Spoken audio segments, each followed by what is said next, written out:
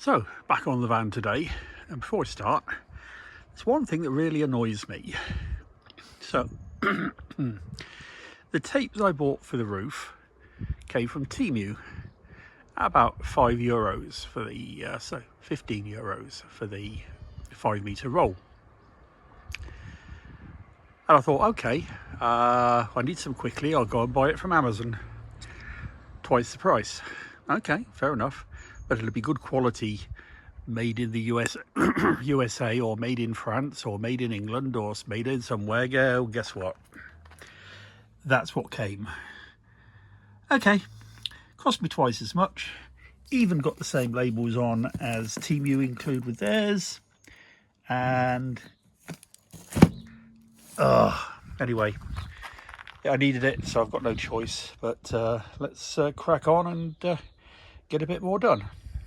See you in a second. Okay, so that's everything done. We've done all of the edges. A couple of spots I'm going to put a bit of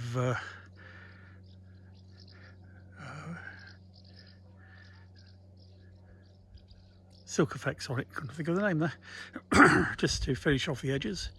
But all the parts that shown any sign of potential leaking or corrosion are all done.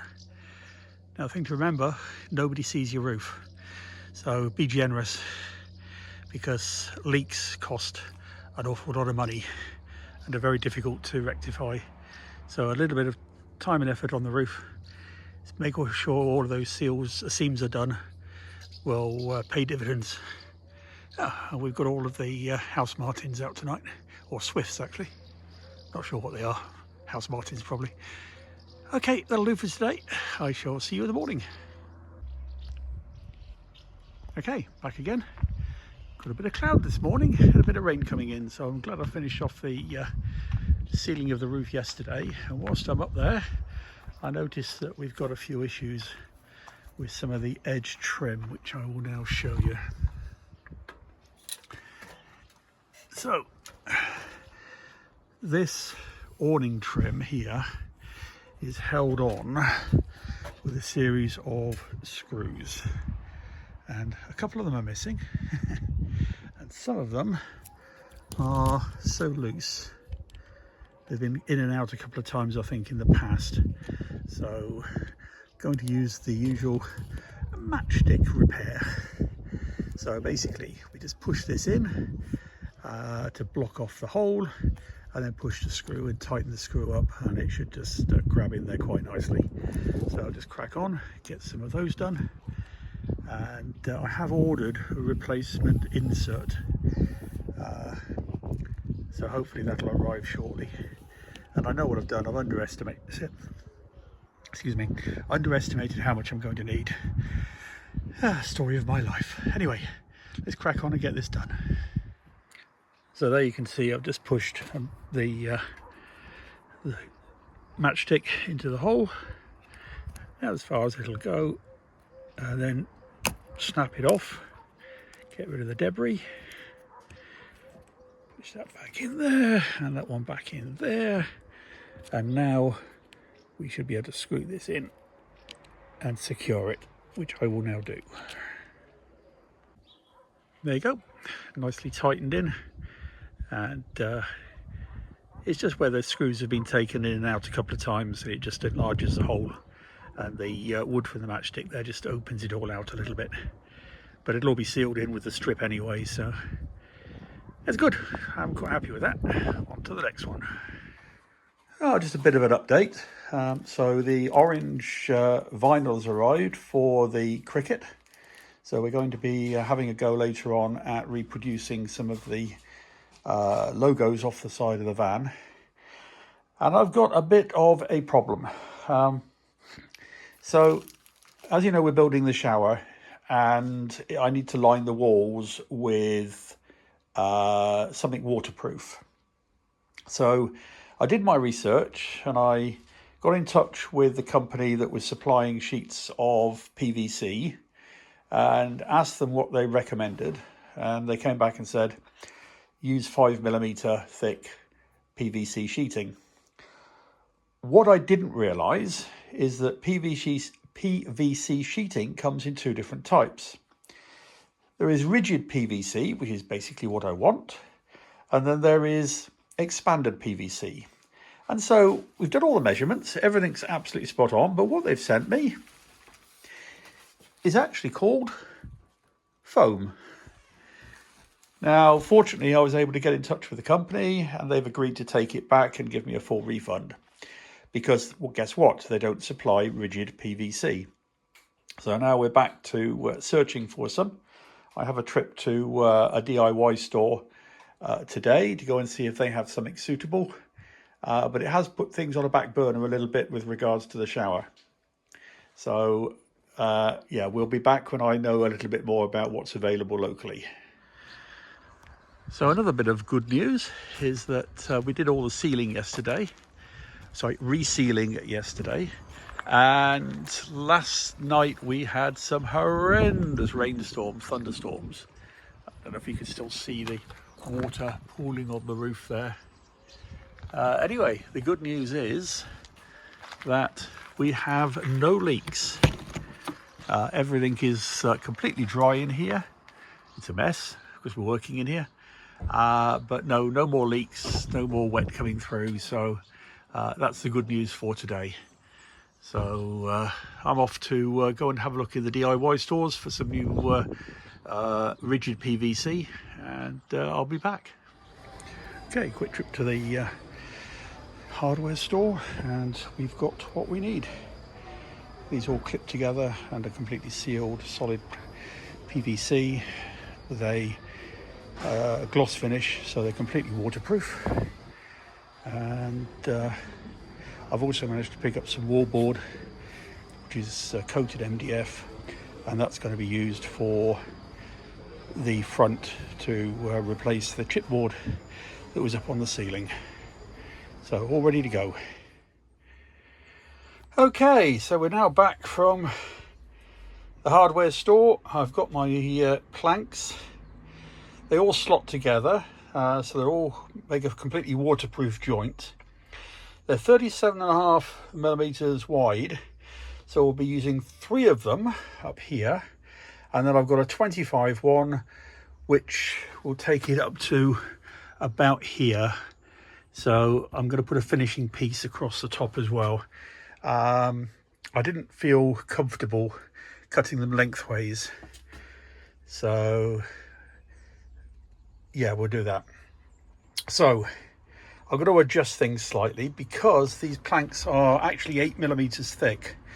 So it's going to mean that this is going to have to come out 8mm from this wall, 8mm from that wall, and then I've got to adjust it for the size of the tray.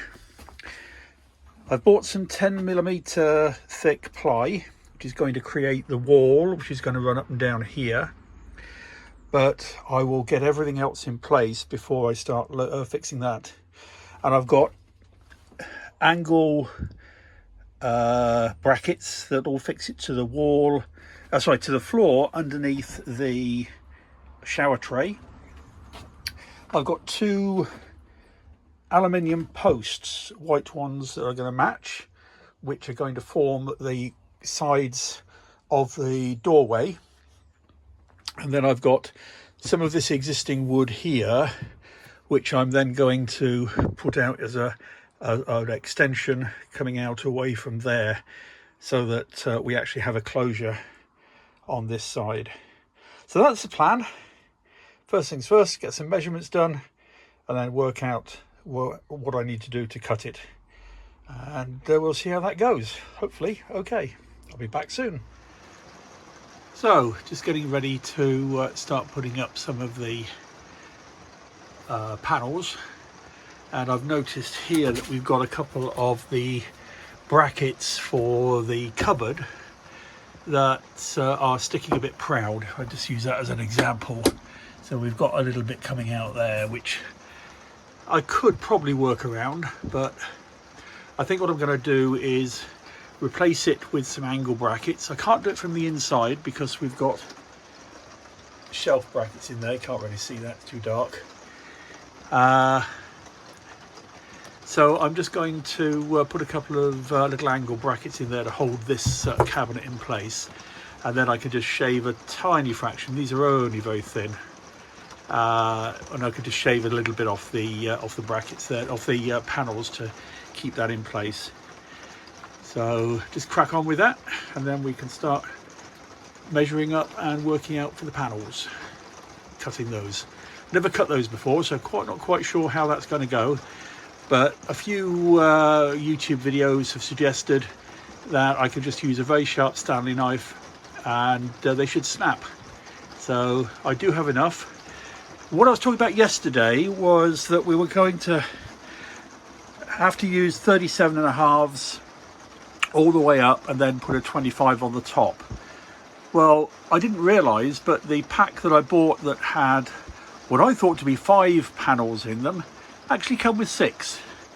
So on that basis, I've got sufficient to go 37.5 all the way up, which leaves me a pack of 25s.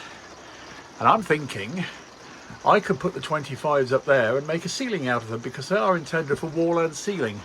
So maybe we'll give that a go and see what that looks like. But that's a job for another day. Let's just crack on and replace these brackets. I just wanted to show you a little trick that I am using to make sure I maximise the use of the wall boards that I've bought. They are 37.5mm tall, 2.6 meters long. This is a piece of software called Lightburn, and I actually use it for laser cutting and laser engraving. But I happen to have it on the computer, so I thought, well, why not give it a go? So I've created, using these black boxes here, 2.6 meters by 37.5mm boxes. And I've then worked out the sizes of the wall pieces that I need. So the red ones are for the back wall, the blue ones are for the side walls. I've got a small return that's at the front here, and then I've got the doorway, which is going to be here. So I know I need 4 of these to go up the wall. So I've created 4 boxes, which are the 97cm by 37.5cm high pieces. Did I say millimeters before? Anyway, 37.5cm high. And I can put these in to the box that I've created for the actual panel, and to see where I can use them and where I've got wastage. Bearing in mind also that these panels are designed not only to slot together vertically, but also end to end. Now, because these are going right up against the wall, I'm going to have to cut a little piece off of these in order to make them flush with the wall. So remove the male end, if you like. So I can move these around inside the box and just see that I actually have quite a bit of spare on each of them. So 4 red ones going up the back wall. I've got 8 of the blue ones going on the end walls. And then I've got 4 of the green ones, which just happen to cover this return here. Now I've done 5 because that's what I thought I had in the box. I've actually got 6. So I've got some spares just in case anything goes wrong. Fingers crossed that it doesn't. Anyway, just wanted to share that with you, just to show you one way of working out how much material you're going to use and how much wastage you're going to have afterwards. Okay, back to the RV.